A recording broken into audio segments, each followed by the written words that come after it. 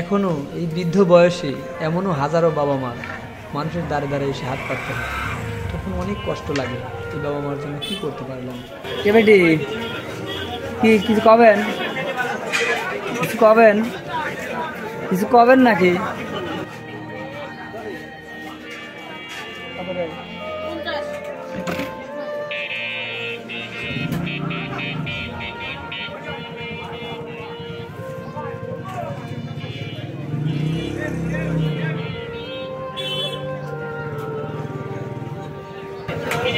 এই বয়সেও এমন করে মানুষের দ্বারা দ্বারা হাত পাতা লাগে, সেদিন যার চলার ক্ষমতাও নেই।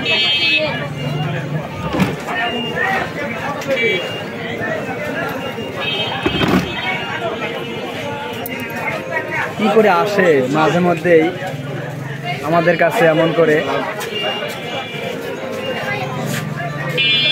রোজা থাকেন, রোজা থাকেন, রোজা থাকতে পারেন।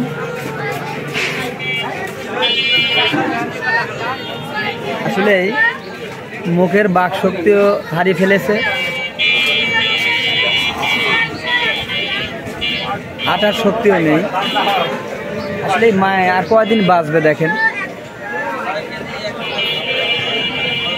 খুবই কষ্ট লাগে এসব মায়েরা দেখলে। মনে হয় যে প্রতি সপ্তাহে যদি বাড়িতে গিয়ে তাদের বাজারগুলো দিয়ে আসতে পারতাম, আর বাড়ি থেকে বেরিয়ে হতে দিতাম না যে আপনারা বাসায় থাকবেন, আপনাদের বাজার চলে আসবে আপনার চাহিদা অনুযায়ী। আপনার বাসায় কে কে খান, কজন আছে বাসায়, কজন খান শুনতে পান না?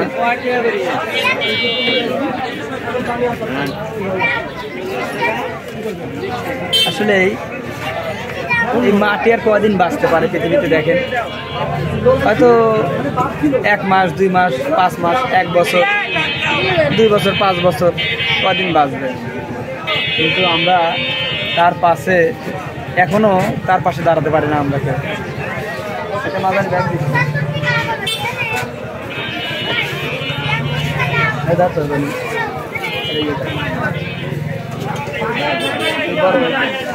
বড় ব্যাগ দিই।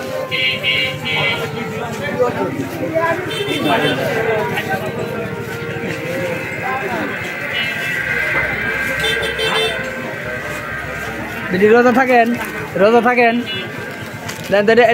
বন্দি এটা আসলে রান্ধে খাওয়া লাগবে বেটি, এলিকে রান্ধে নেন না, রান্ধা রান্না ই করতে সবই দিচ্ছি, এটা দিলাম বন্দি আপনাকে।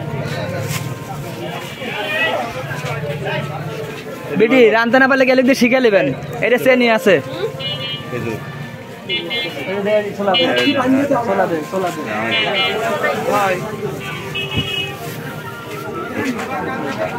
বেটি এটা খেজুর আছে, বেটি এটা খেজুর আছে, এটা ছোলা আছে দেখেন তো, কেলিক দিয়ে তেলান টেলান দিতে পারেন নাকি না? রান্ধে খান না তেলানি দিন, জাগের পান খান। বেটি ধরে গুড় আছে,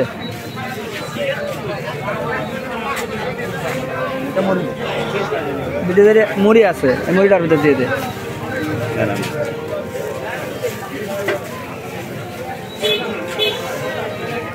বেটি আর কি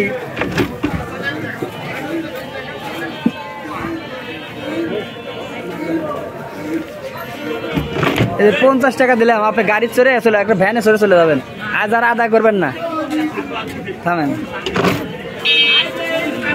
এলেন এই 100 টাকা দিলাম বেটি, আপনি আদায় করবেন, আজ আপনি চলে যান।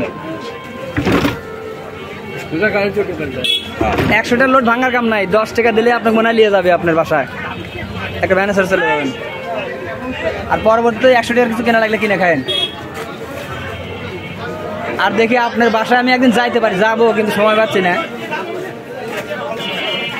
মনে হয় তো যে আপনাদের মতো আর কয়দিনই বাঁচবেন, আপনাদের পাশে যদি দাঁড়াতে পারতাম। মনে হয় যে সাপ্তাহিক বাজার দিলে আপনাদের বাসায় পৌঁছা দিতে পারতাম, আপনারা বসে থাকতেন বাসায়। দেখি কি হয়, আল্লাহ রাব্বুল আলামিন কি করে। এখন একটা ভ্যানে চড়ে চলে যান।